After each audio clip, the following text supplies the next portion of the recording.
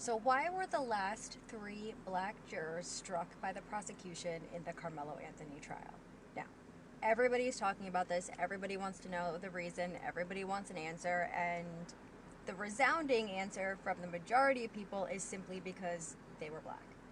Okay? Now, the defense team challenged this. They raised a Batson challenge. The judge reviewed their questionnaires, reviewed what the prosecution's rationale for excusing them was, and found that there was a race-neutral reason why they were struck.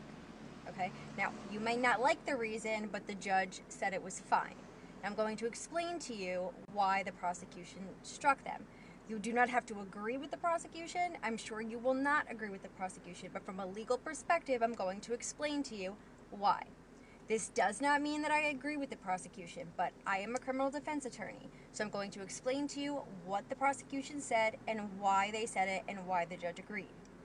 The prosecution stated that they used preemptory challenges on the last 3 black jurors because they were educators.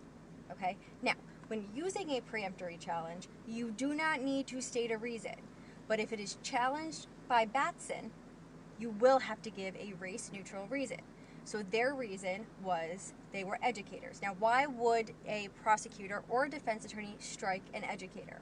Well, that's actually a pretty common reason that a defense attorney or a prosecutor will strike an individual. And that is because educators tend to sympathize with defendants. Okay?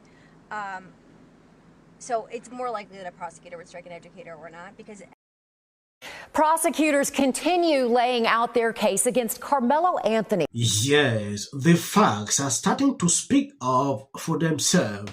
If you take a look at these, prosecutors say surveillance footage in the Karmelo Anthony trial contradict key parts of the defense narrative. Jury also heard testimony that Austin was helping run events set up that day. I have seen a lot of people coming out to say if this guy is found guilty, he should be executed. Elon Musk posted this, and a lot of people are talking about it. If you take a look at this whole case, you realize race hustlers are taking over everything on social media. They are standing up here to defend this guy. Oh, it was self-defense. But when you look at what they are presenting, a total different story. At the end of this video, we are going to find out what exactly actually happened. I said every week I'll be following this up to give you full update on what is happening. So stay through with me while we cover other topics. I don't know if y'all been paying attention, but the Karmelo Anthony trial is currently going underway in McKinney, Texas.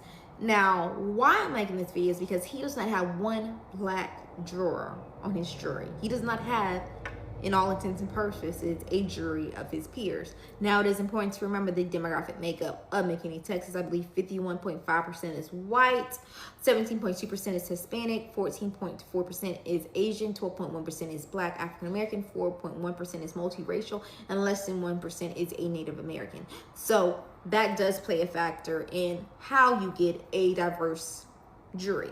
But unfortunately for him, he does not have one black juror. Now, this is important to me because he is having a self-defense defense, which in Texas, it means that legally, he had legally justified if you reasonably believe the force was immediately necessary to protect yourself against what to do.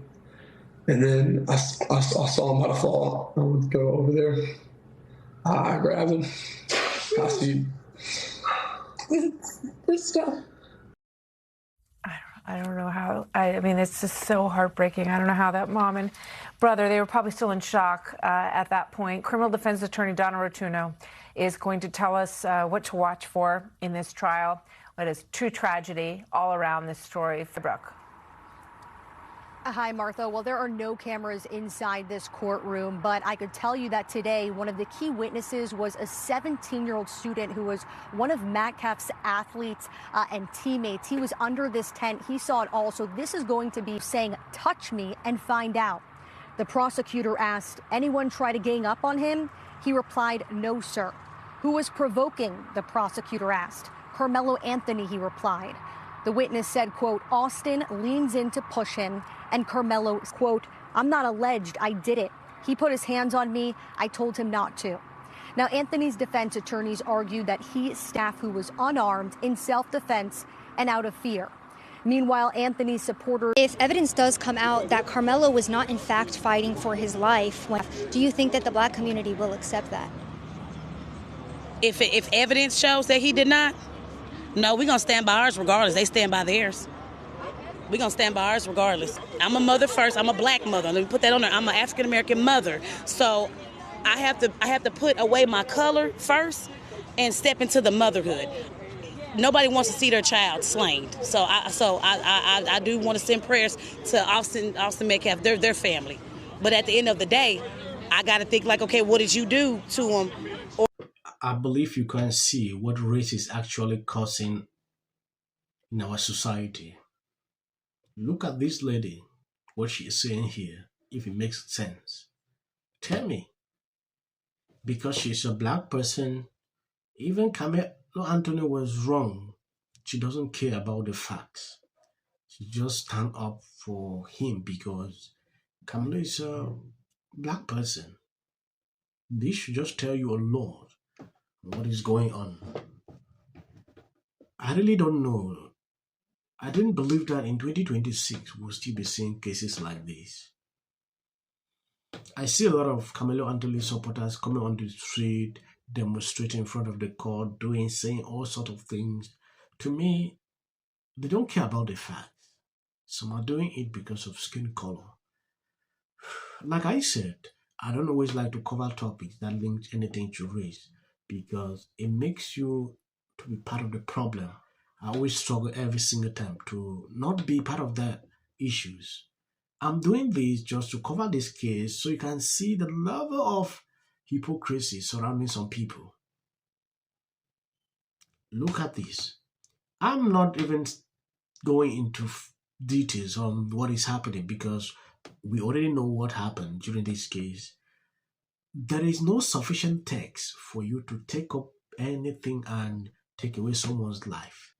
I don't want explanations. I don't want you to tell me it was self, because the other person did not even have anything that can harm you. If I saw Metcalf having any type of thing to harm, I would have said, okay, maybe, but he had nothing. What was the aim of bringing this tool? It means you had a different agenda, or what exactly? Because you're claiming self-defense. Even someone that doesn't even have any level of education will reason this with common sense and see that people standing up to support him, they are supporting evil. I don't care if a lot of people following me disagree with me on this video. If you really don't like my opinion on this, no issue. Maybe you can look somewhere and get their opinions. But this is exactly where I stand. I'm against this. When we see wrong, we should be able to call it wrong. We should not see a wrong thing, then we twist it because of our skin color. This should not be happening. It is very shameful and embarrassing. I was actually in the courtroom yesterday for the entire day of testimony. I have yet to hear any evidence whatsoever force that was used against Austin Metcalf. But Anthony says it was self-defense. Is it clear enough, or was it fuzzy, or what? No, it was clear. It was okay. It's clear enough where you can see the actual individual range. Austin and his brother, which are two bigger white males, came into the area of Karmelo Anthony. Apparently, these guys were bullying him in the past, and as we know, Karmelo had to defend himself. The white... More about the surveillance video, because your notes on this were very interesting. I think I'm going to end here. God bless you. Please share out the videos and hit all. As of the short clips at the end, that is the white and great. You can always skip it. I got so many threats. Hey Spencer, how are you? From the fire victim. Everyone that supports me is it. Love that Chelsea Handler. Seen this city just fall apart. Mayorship, insurance companies, they don't have to pay for people to rebuild their homes. Aaron Bass. I just to the media, we do not care. He's elitist in California. Now you realize people everywhere in America make fun of people. And so this is my life. You're talking about qualifications, right? Yeah. And they need to go to New York. Present the black community. It's illegal. Spencer Pratt, who's running for mayor of Los Angeles, able to laugh at him. Well, I said Democratic Socialist. Chelsea Handler, she's not a fan. You can look it up. There's articles. You can do it.